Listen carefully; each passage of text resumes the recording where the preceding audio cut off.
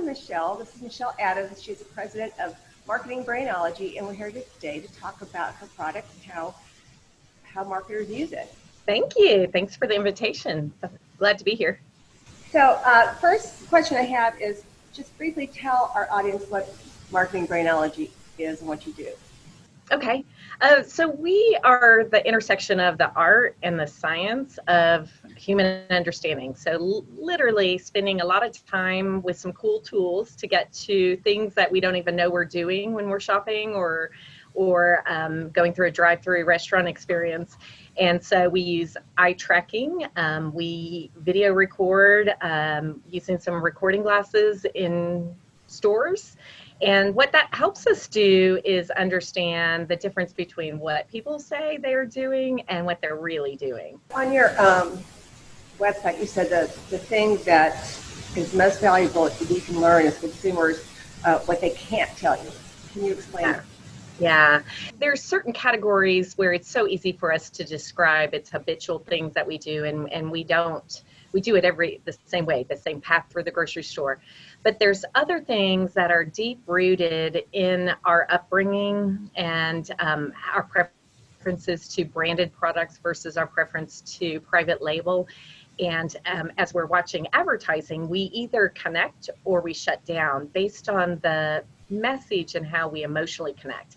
And those emotional connections are harder for a lot of us to communicate what we're feeling and why we're so connected to a brand that we have no idea really that it had to do with our grandmother fed us that snack when we were young. So there's a lot of what we call nonconscious that works into who we all are as humans. We love our grandmother, and our grandmother served us Little Debbie snacks, if that's the example, or we ate Fritos growing up at snack time at lunch, and we loved lunchtime. So it's really around all those memories that we have and how brands are the intersection of memories, either good or bad. So sometimes we have bad experiences and we're not quite sure why we would never have a certain branded product or we would never go to a certain restaurant. So those are all also part of the equation. The average person has 50,000 thoughts per day. How can that even be? And how do you measure how much a person thinks, how many thoughts a person has? So there's what you think, and that's really what you're not aware of, those repetitive. So I did my TEDx on the neuroscience of basically if we applied neuroscience to the way we communicate, how would that look? And that's where I did a lot of the research. 50,000 is on the low end. So that's on the low end. So a lot of those words are repeated over and over. They're just part of our makeup. So it's self-doubt, it's I'll never get it done, it's that stuff. And a lot of it, 80 to 90% of it can be very negative. So I think it's just really realizing that stuff that is clouding, where if we could learn to delete that negative thinking. And that's why brands that are uplifting and they're bringing a positive message and they inspire connect so well, because there is so much negativity, especially now. Well, what behavior do you observe when you conduct consumer research? What are the top things you look for and dissect? So I think right now, the number one thing everybody cares about is how has COVID changed shopping behavior and how has it changed consumers? And will that stick? That's the number one call we get every single day.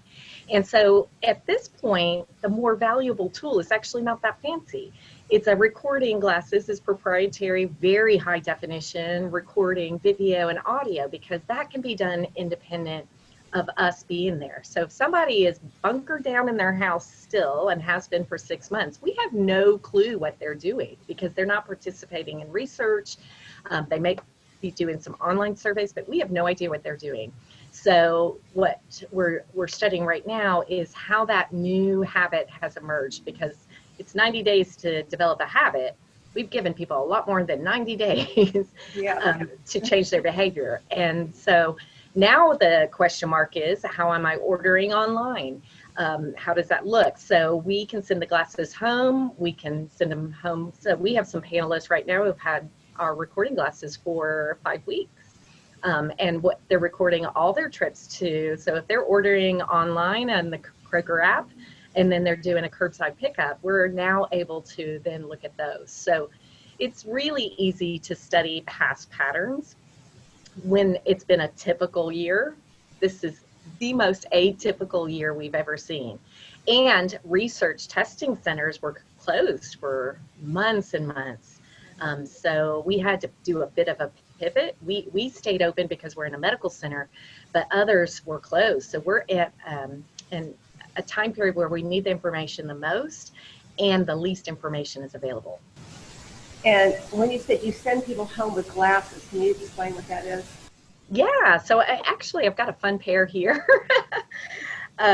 So, they're kind of no wires, no anything, but they're basically like wearing a GoPro. So I'm recording them, and we call it recording them in their natural habitat. So respondents get incented to wear them on every drive-through through a quick serve restaurant. They can wear them inside the restaurants. They can wear them, and they do. It's been fascinating.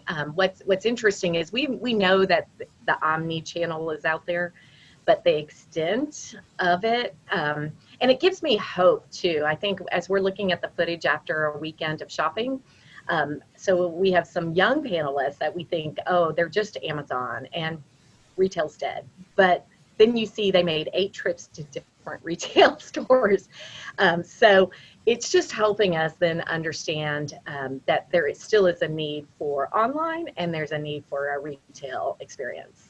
A lot of brands are going to go out of business, but the ones that can pivot and stay on top of it have really done well. Exactly.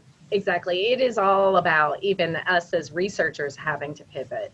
But one thing we did stay true to was measuring brains. So the entire time, our first study at the end of March, because we're one-to-one, we can safely work with a respondent by masking. So we did that very early in our protocol.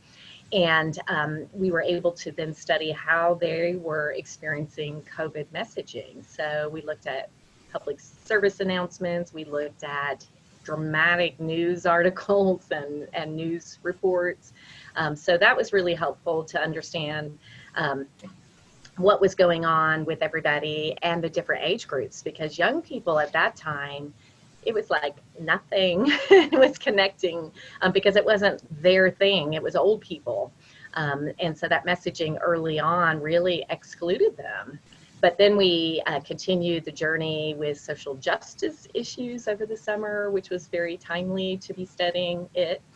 And we'll still have one more study going this next week or two around the different messaging from both parties.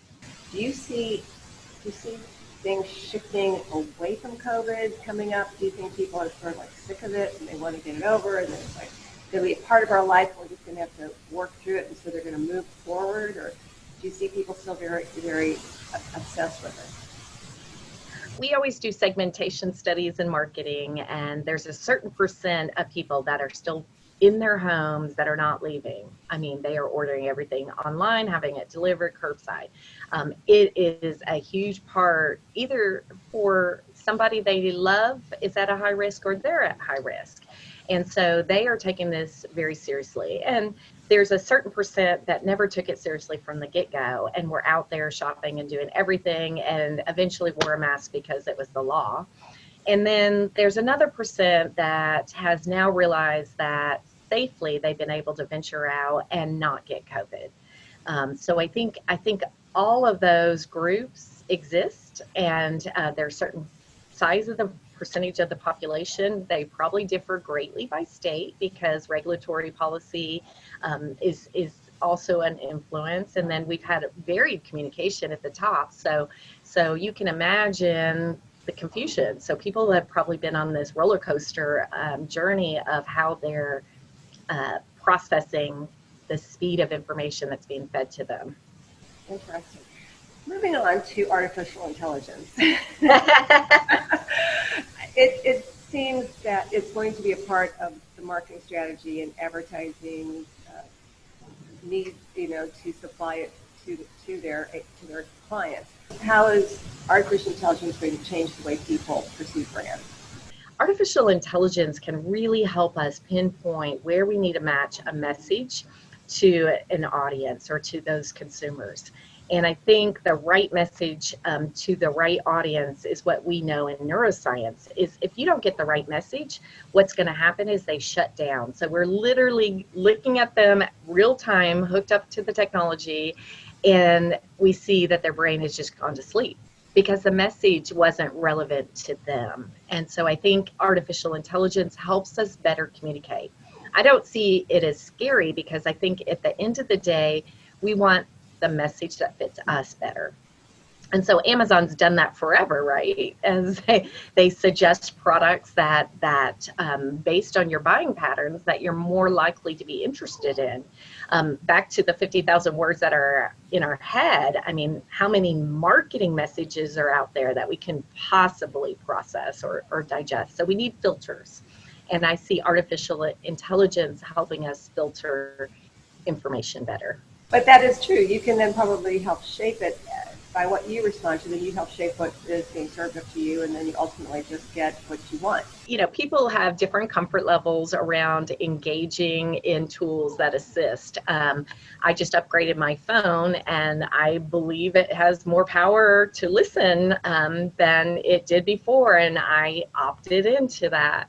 But I don't have my Alexis hooked up for reasons that I feel uncomfortable at knowing me better than maybe other humans. So it's just again back to that segmentation. Not everybody's going to feel as comfortable with these tools and will be engaging in them. And there are ways to opt out. I just want to ask if you can tell me a fun story of how you were, how you took a product and you did analysis on it and how you changed the marketing message from what you've learned.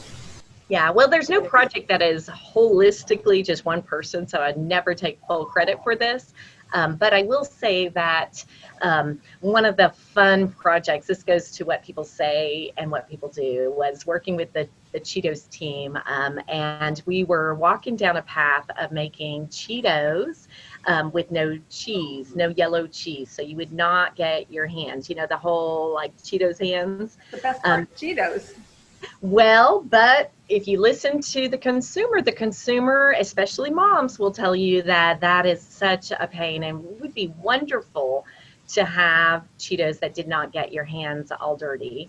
So if you didn't want the Cheetos with the orange cheese and the sticky hands, there was a way to do the white cheddar natural product line, which then was exactly what moms were already doing. So there is a lot of work that was done to understand that insight of there's something about the cheese and that experience, and lots of people actually lick their fingers whether they admit it or not. And then what's the right message? Own the fact that you're going to get some orange cheese on your fingers if you're going to eat Cheetos. And so the campaign that's followed that really played that up. I remember that campaign. So interesting that your product can really get in and dissect and really nail down those particulars so that you can then take that and be very confident that you can create a campaign that's going to work for your clients. The key is really getting to that insight early. So that strategy of the campaign and make sure it connects, because we've seen others that come to us to test things and it's too late. The strategy didn't work and they've gone through full production, and we're excited to be part of assessing that fully produced ad. At the same time, it's heartbreaking to see it not connecting with their target. So iterating and starting early and making sure that the message itself communicates what your key consumer really wants to hear and is going to absorb. Marketers out there with new products need to come see you first. Yeah, I think, well, again, we represent the consumer and the shopper, and you can never go wrong if you engage the consumer and the shoppers. Michelle, I really enjoyed this interview. Thank you so much for this. And good luck with Marketing Brainology. And we'll put a link to your website so that everybody can go there and learn more about your product and about you and perhaps use you. Great. Well, thank you so much. And no boxing gloves this time. That's right.